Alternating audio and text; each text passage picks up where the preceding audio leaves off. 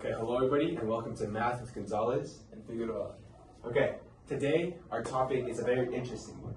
We will be teaching you how to determine an inverse function when it exists for an exponential function.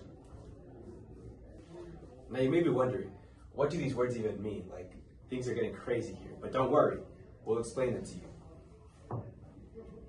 Johnny, what is an inverse? An inverse is really just a function or an operation that undoes another one. So it brings you back to the original value. Now, Diego, what's an exponential function? An exponential function is a mathematical function that brings a constant base to an x power. Essentially, you multiply repeatedly to determine a certain outcome. Exponential functions are most commonly seen in finance or to determine population rates. Now, this is a big one. What is a logarithmic function? A logarithmic function is pretty easy. It's really just the inverse, the mathematical inverse of an exponential function. And it's the very solution that we'll be solving for today.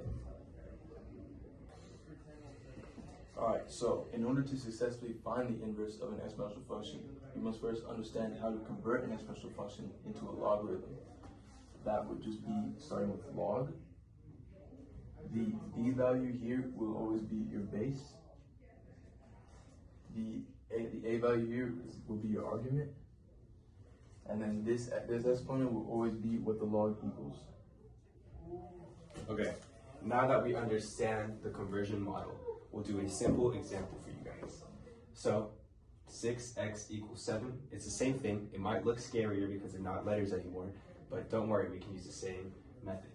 We use the log. This 6 is the base.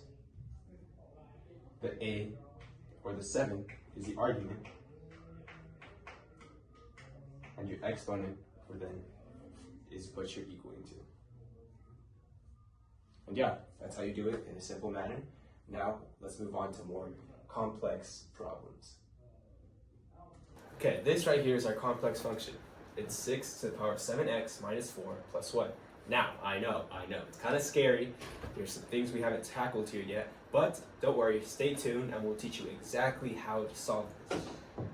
Now, Johnny, I'm new here, man. Like, I don't even know where to start. What do I do? Don't worry, it's easy. The first step that you do to find the inverse of that function is you would rewrite f of x as y. Okay, so I get this f of x, and all I do is I turn it into a y? Yep, that's it. Okay. Next, you would have to switch the x and the y values. Okay, so this x that used to be over here is going to go where the y was. Yep. And this y is going to go where the x was, right? Yep. Okay. And the next is the big one. You would solve for y by converting to a logarithm. So first, in order to do that, you have to isolate this expression right here. So you have to subtract by 1 on both sides. Okay, we subtract by 1, and that turns it into x minus 1 equals 6 to the power of 7y minus 4. Yep. Okay. And think back to our conversion model, guys. This is our argument, this is our base, and this is the exponent that our log is going to equal. Okay, so this, oh, I remember now. This goes here, Yep. right? This is our argument, so this goes right here, and then this is what we're equaling to. Yep. Right? And then now it's just basic algebra after that, right? You'd add 4 on both sides. Okay, add 4, so then it becomes log base of 6, x minus 1 plus 4 equals 7y. Yep. And then you just divide it by 7 on both sides. So we divide by 7. But I'm not gonna lie, this is kind of messy, bro. Like, just having it to all over 7. What if, because it's the same thing, right? If we just multiply everything by 1 over 7, and it looks a lot neater for us. So that's what we did up here, right? We have y equals 1 over 7 for log base of 6, x minus 1 plus 4. That looks so much neater. Yeah. And after that, we go on our final step, which is rewriting y with f inverse of x.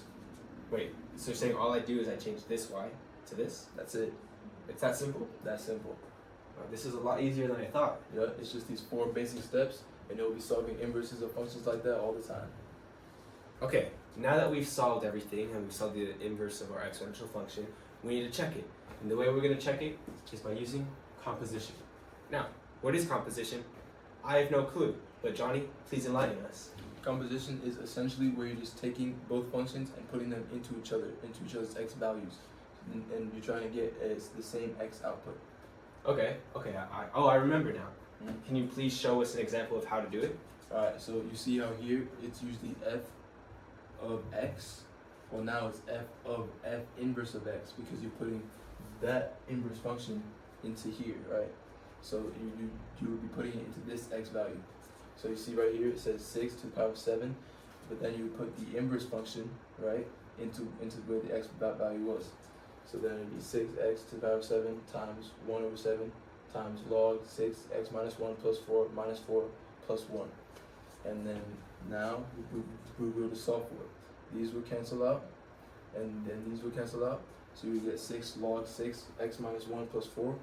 Then these will cancel out, and then you get x minus 1 plus 1. So then you get an x, and that's what you're looking for. Okay, I think I know how to do it. Now, let me give it a shot and tell me if I'm right. So we're just gonna do the opposite way, right, to make sure it's right.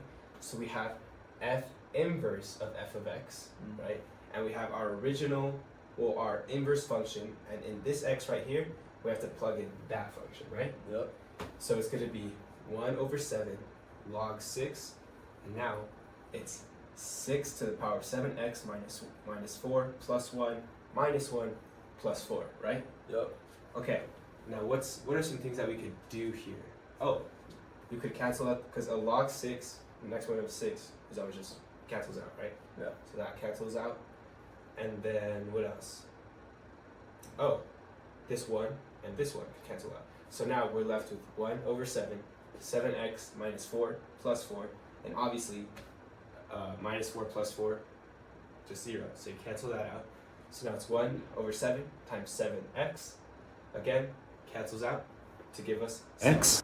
And if both of our compositions equal x, that means we're right. And now for the last step, we're going to graph it.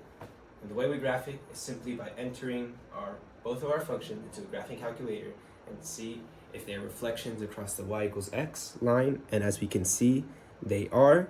Therefore, we are right. And that is how we find the inverse of an exponential function. We hope you learn. And until next time, stay fired up.